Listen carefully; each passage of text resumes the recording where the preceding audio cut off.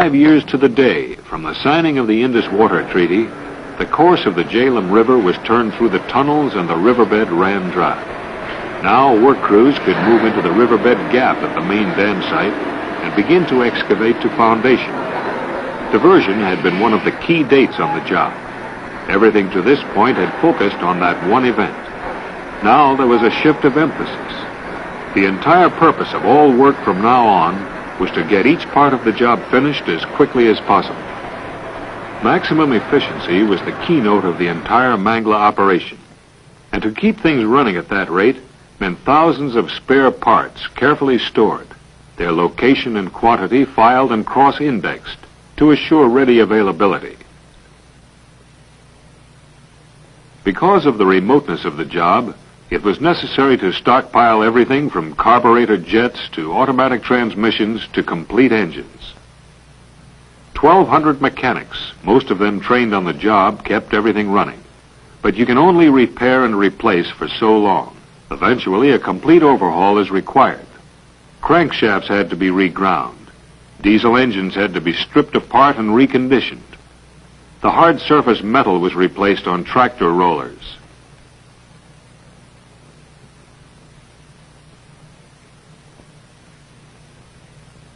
When you're 3 months away from your nearest source of supply, the simpler you can make life, the better. For all of this, the equipment and the people who could do the job were at Mangla.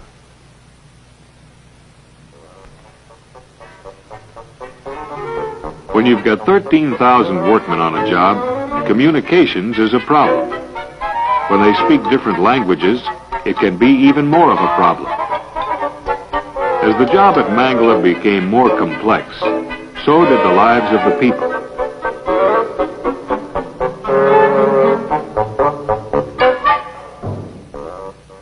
Basic safety practices had been emphasized from the beginning. A fully equipped fire department was on duty continuously. It served both the job site and the community. Emergency ambulances were stationed at key points, ready to aid injured personnel or speed them to the hospital for medical attention. The modern 80-bed hospital was fully equipped and staffed. Here, all medical problems could be handled, from the routine matters of minor home and job accidents to major surgery.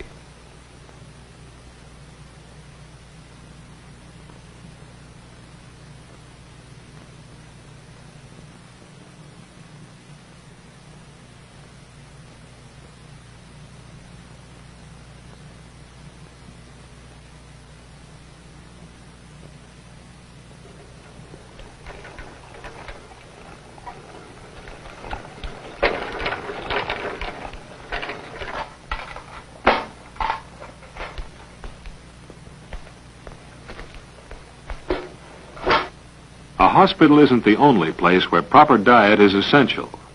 Realizing this, the contractor established a 25-acre food farm. Poultry, eggs, fresh produce, from bananas to corn, to okra, to lettuce and melons.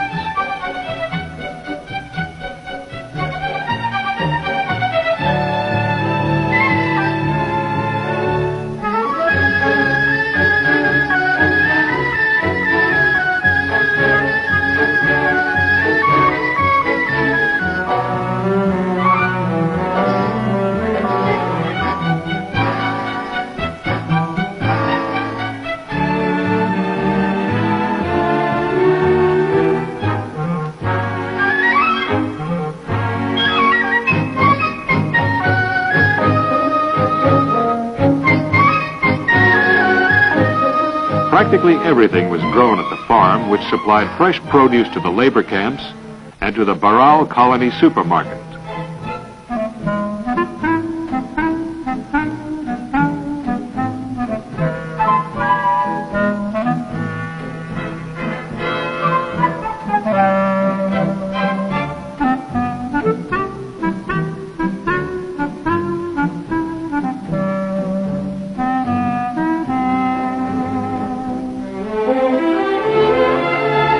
Sometimes you want more than groceries, and the supermarket was just part of the complete shopping facility at Mangla.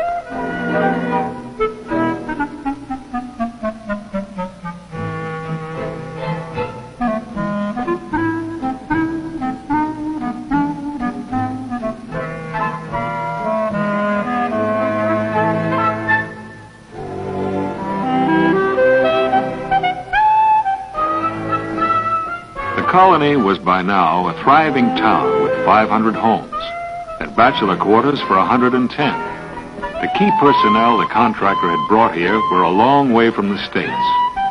But in this case, they were about as close to home as they could be and still be 9,000 miles away. Because of the duration of the project, families would spend at least 30 months at the job site. Some of them would remain throughout the entire job. The town resembled a modern American community, complete with all the activities of suburbia. It may seem an extravagance to create a small-town USA in the desert of Pakistan, but the colony proved to be a most economical expenditure. The International Elementary School was complete from playground to PTA.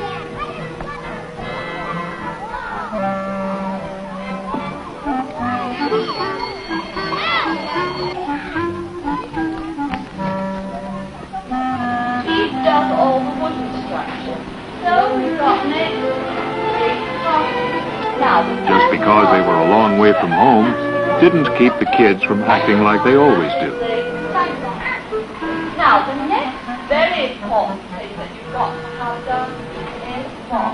Not the plumbing control. Who's the one that's going to come along and do the plumbing?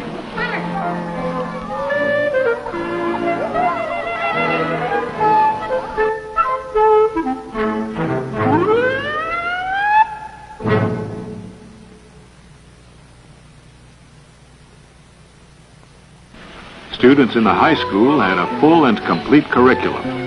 With a diploma from the high school, a graduating senior was prepared to qualify for admission to any American university or college.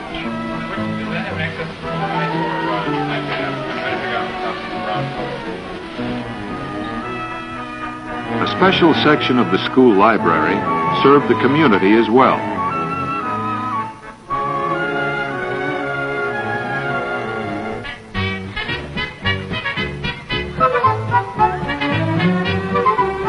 But it wasn't all work. Recreation facilities were abundant, including 2 swimming pools, one of Olympic size.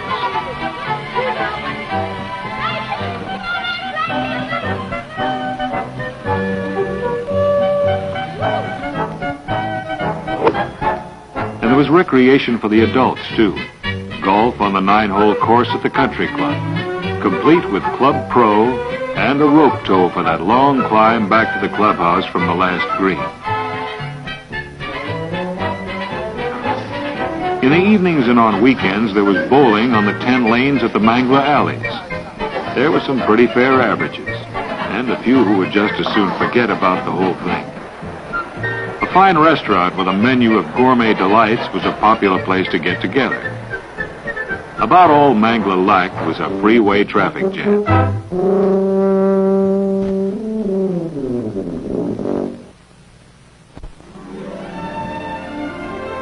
By now, excavation was complete, and the concrete crews were at work covering the 55-acre area of the main spillway.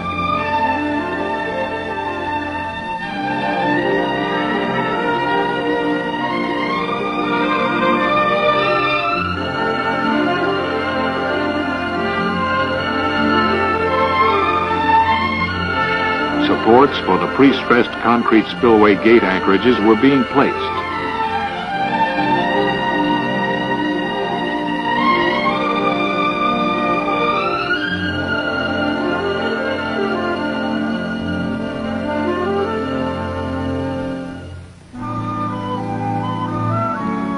The spillway design is a submerged intake type with 9 radial gates, each 36 feet wide and 40 feet high. The pressure was still on, and work went ahead at full speed. Sometimes other things went ahead at full speed, too.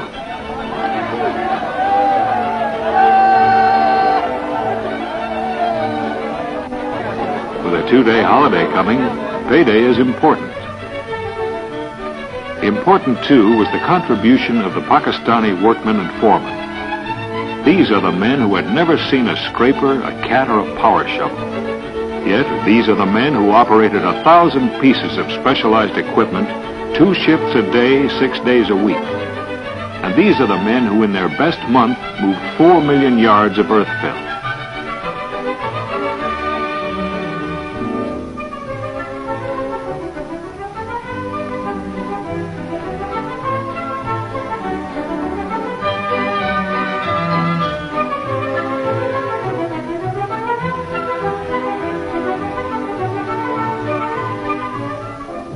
To meet the next important deadline, impounding of the river's waters behind the dam, work was going ahead at an equally rapid pace on both Jari Dam and the Sukian Dike.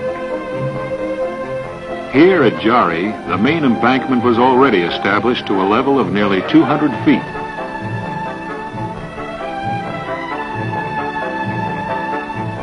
The irrigation intake tunnel was nearly completed.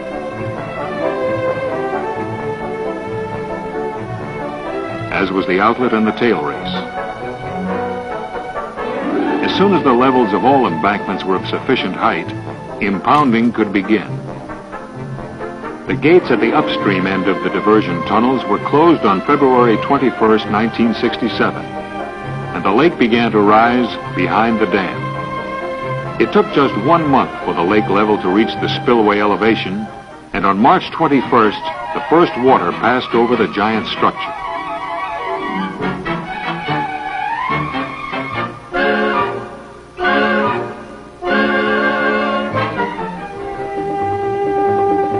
But the big job at Mangler was fill. All told, the contractor would eventually place 145 million cubic yards of fill on the 3 dams. 2 shifts were now utilizing a fleet of 75 wagons of 100-ton capacity and 80 scrapers, each with a capacity of 40 cubic yards.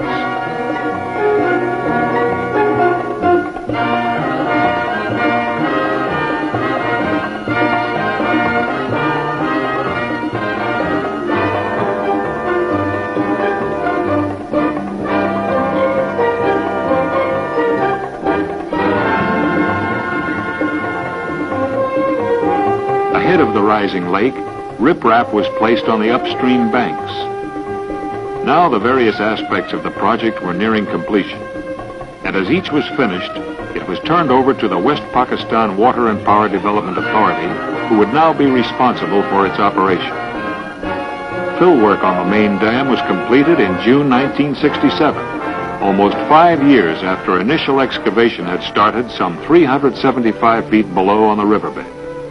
A month later, Jari Dam received a certificate of completion. And at the same time, a special ceremony was held and the main spillway was placed under WAPDA's control.